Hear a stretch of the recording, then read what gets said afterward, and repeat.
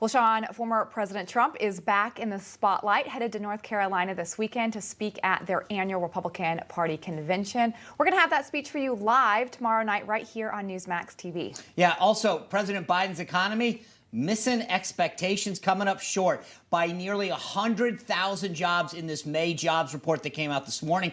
We're going to break down how the government gravy train is actually getting in the way of America's small businesses moving again. Yep, and it's Friday, so you know what that means. It's time for the company quiz, and I believe that Joe Coniston and I are tied up this week. Did. That's right. We're going to face off against former reigning champ Seth Denson, so you want to make sure to tune in. Yeah, but first, flip-flop Fauci, man. Now, guess what? He now wants answers from China about the origins of COVID. Very timely and convenient. The embattled doctor is urging Beijing to release medical records of 6 minors and 3 Wuhan lab workers who fell sick with COVID-like symptoms.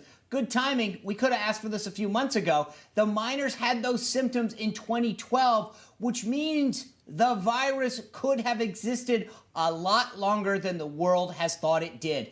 That's right. And Fauci believes the records could provide insight into the origins of the virus. In an interview with Financial Times, Fauci said this, quote, "It's entirely conceivable that the origins of the virus was in that cave and either started spreading naturally or went through the lab," end of his quote. But he was also asked if he believed his own institute could have responsibility for the global pandemic. And he responded with this quote, "Are you really saying that we are implicated because we gave a multi-billion-dollar institution $120,000 a year for bat surveillance?" Yeah, it's just 120,000, Lindsay. I mean, chump change. I mean, you know, for all of you folks out there, me, I'm a government worker. Who cares? 120 grand.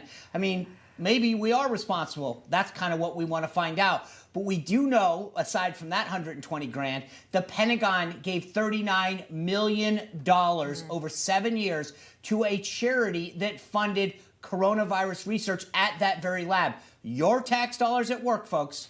And yesterday, though, we talked about that Vanity Fair reporter who is speaking out against the secrecy surrounding the origins. She's now arguing, check this, that the silence itself deserves its own investigation. Check out what she said.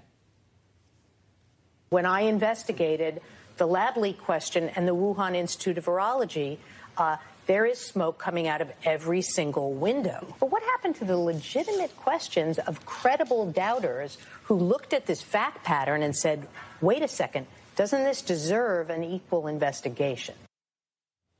By the way, there is a bit of irony that she's on MSNBC, who has denied all this, who has told everybody who said anything that they're crazy. And now MSNBC's like, oh, really? Tell us more about this thing that we denounced. Well, hopefully they'll start listening, Sean. You know, but Fauci, he's been on this media tour. It's rolling on. This coming Monday, Fauci and First Lady Dr. Jill Biden will appear on Live with Kelly and Ryan. And again, we have asked Dr. Fauci numerous times to come on this program. He has never responded to us, unfortunately. And that's probably because he doesn't want to answer the tough questions here.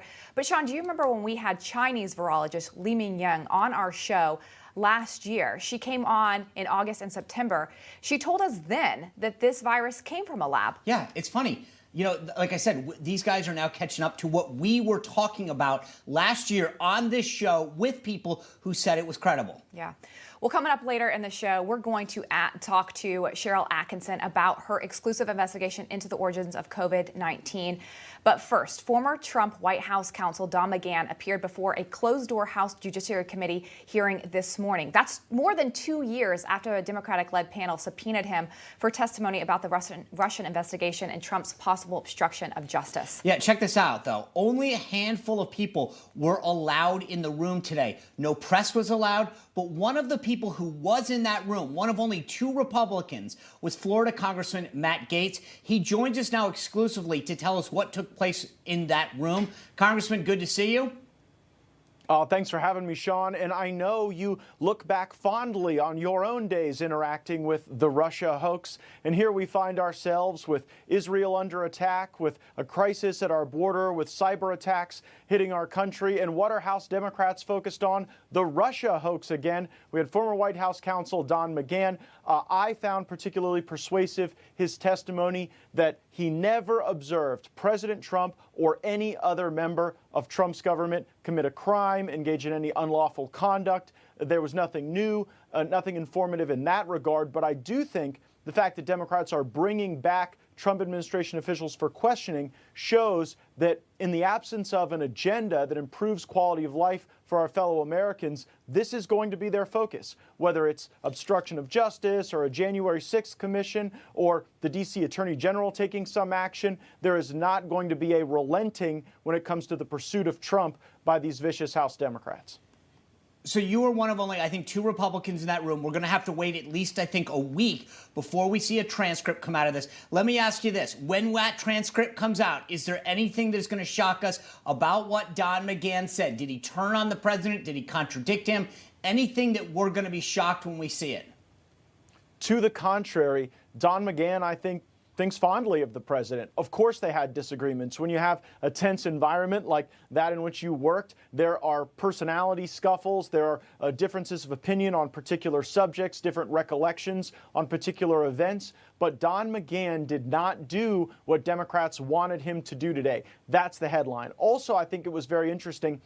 During the Russia hoax, there was a real question as to whether or not Robert Mueller became special counsel after having gotten rejected wanting his old job back as FBI director. One thing I found very telling is that today, Don McGahn confirmed that Mueller was interviewed for the position of FBI director. He did not receive that position, and just hours later after being denied that, he then had the opportunity to go and pursue the president with criminal process. I think that is very telling, and it really sheds light on the genesis of the Mueller probe, not illegal conduct, but really a desire for retribution. Wow. Well, thanks for giving us insight into what happened in that hearing. We'll have to keep a pulse on it. But I do want to switch gears with you, Congressman, to COVID and Dr. Fauci. More reports are showing that Fauci continued to fund the Wuhan lab back in 2014. This is when the gain-of-function research was actually paused by NIH, but he allowed the Wuhan lab to continue to get taxpayer money to research gain-of-function. Do you think this is why he doesn't want the American people to think that this leaked out of a lab that possibly he allowed taxpayer dollars to fund? Dr. Fauci has blood on his hands, and now the entire country knows it. We know that the very type of research that erupted this virus onto the world was research that the U.S. taxpayer was funding in part, and that Dr. Fauci and his friends were directly involved in. And then in April of 2020, when I came out and said that this is something that escaped from a lab, it's not something that jumped from a bat to a pangolin, whatever that is, I was smeared by CBS News, 60 Minutes, and the like for having even suggested such a racist concept. Now that we're seeing the emails, not only are we getting to the truth, we're also identifying those that were involved in covering up the truth, and that's where the cover-up lands right on the desk of Dr. Fauci. So speaking of those emails, it was interesting. Yesterday we had Tom Fitton from Judicial Watch on. He talked about the fact that Fauci, from what he could gather, reviewed and personally redacted each one of those emails, something that he had never seen in 23 years. Is there any way that you and or folks in Congress can actually find out what was redacted? We are going to have to get to the bottom of that. I was actually in a meeting today with Jim Jordan and members of our judiciary staff regarding the basis for some of these redactions. For example, why is it that Mark Zuckerberg is able to offer up Facebook and various tools that he wants to design to help Dr. Fauci craft the message, but then the American people are unable to see that and ascertain what it was that Zuckerberg had in mind with this Fauci collaboration? I think we should all try to know that, particularly when the message they were trying to craft was false, not only on the origins of the virus, but on things like masks as well. So Facebook will not be able to hide behind trade secrets exemptions. Dr. Fauci will not be able to hide behind his own redactions. But as you know, Sean, very hard to get to the bottom of things when you don't hold the power and the gavels in Washington. That's why the Republicans retaking control of the Congress in 2022 is so important. It will give us the oversight authority necessary to lay this bare before the American people. Congressman, I do want to ask you about that because it's been over a year now. We still don't have an answer. Obviously, China is probably doing anything they can to hide this information if they haven't already. So how can Republicans hold them accountable if we still don't have the majority in any way? We're going to have to get the majority. We're also going to have to use the FOIA process. You mentioned Tom Fitton, a frequent guest on Newsmax. Tom Fitton does more as a private citizen to get to the bottom of records than the entire House of Representatives, it seems, on some days. And so I think that we're going to have to really dig into the documents. And then we're going to have to look at some of these international organizations. One thing that Joe Biden will never do is hold globalist entities like the World Health Organization to account. And so if we get power back in the form of committee chairmanships, we not only have to look at our own government, but we have to look at the partnerships that we've had and whether or not those partnerships inure to the benefit of our people or whether or not they just provide the largesse of the American taxpayer for China's interests and global interests, not American interests. Congressman Matt Gaetz, thanks for being with us, especially on a Friday night. Thank you. It's always great to be on. I'm a big fan of the show. Hey, I'm Rob Finnerty. Thanks for watching. If you enjoyed this video, please join the conversation in the comments below. Don't forget to subscribe, too. Hit the bell icon to be alerted to breaking news. And remember, there's a whole lot more on Newsmax TV, America's fastest growing cable news network. Newsmax TV, where real news for real people.